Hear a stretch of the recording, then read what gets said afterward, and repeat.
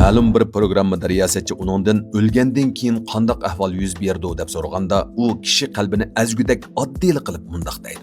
I know that the ones who love us will miss us. Bu javob uning ayrilishga bo'lgan cho'nqur ta'sirotini to'liq mujassamlab bergan bo'lib, o'lim vafot bo'lguchining dunyodan g'oyib bo'lgani bo'pla qolmay, texmi muhimi u hayot qog'uvchilarga nisbatan mangulik bir kamlikdan iborat. Mayli Matrixda uzun qora chapon kiyib, qora ko'zoynak taqib olgan qutqizuvchi Neo bo'lsin. Mayli John Wick yurishlik filmlaridagi qon kechib jang qiladigan qora jamiyat a'zosi John Wick bo'lsin. Mushu klassik rollarning kaynida haqiqiy kishilik hayoti komediyadan bakrak cho'ng davolg'ushlarni boshdan kechirgan bir arba. U bo'lsa-mu Keanu Reeves.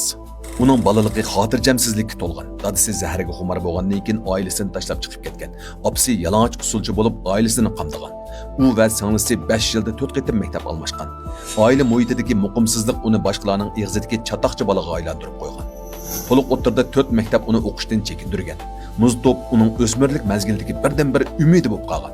U qopqichi bo'lgan. Shundaqla eng qimmati bor a'zo nomiga erishgan. 16 yoshga kirgan yili Coca-Cola'ning bir parcha e'loni bilan san'at chambiriga kirgan. Shuningdan boshlab uning o'zgacha artistlik hayoti boshlangan. U artistlik qilayotgani hozirgacha 40 yildan oshgan bo'lib, yosh cho'qinuvchidan gigant harakatli film cho'lponiga, ondan madaniyatning belgisiga aylanish jarayonlarini boshdan kechirgan.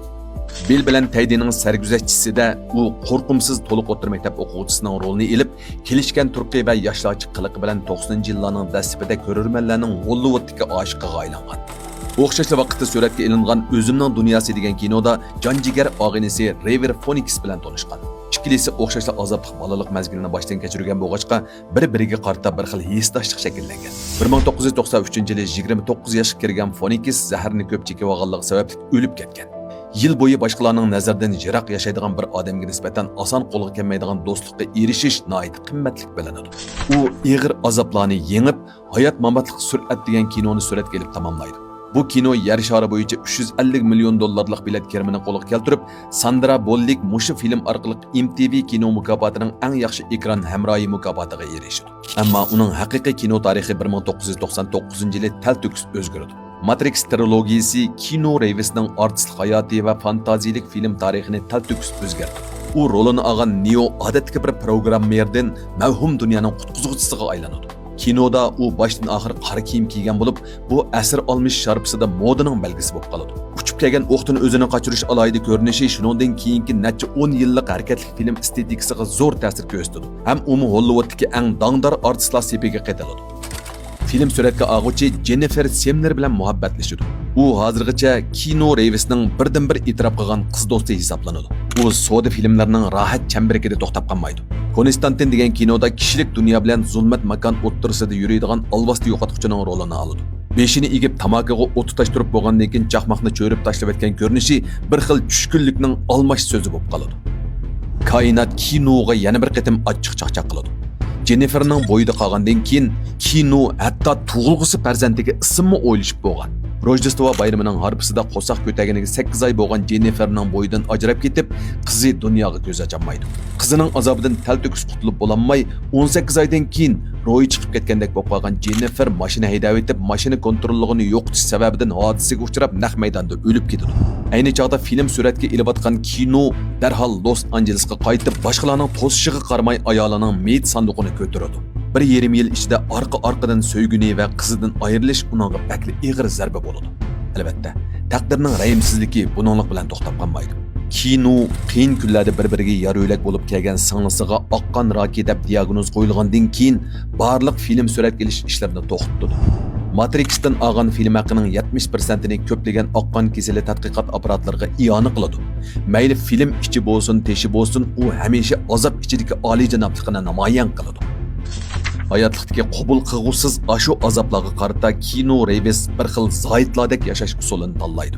Ko'p yillardan beri oddiy yotoqlarda yotadi. Bir jup ko'ni oyoqni kiyib, yo'l bo'yida o'ltirib tilamchilar bilan muңdishadi. Ko'rurmanlar bu katta cho'lponning bog'chilardagi uzun o'rindiqda o'ltirib qo'saq to'xlayotganligini ko'rganda his qiladigini bir xil g'ayriblik emas, balki istimolizmning estetikasini rad qilgan qalbi haqiqiy jarohat bilan to'lgan bir xil ruhiy holat bo'ladi.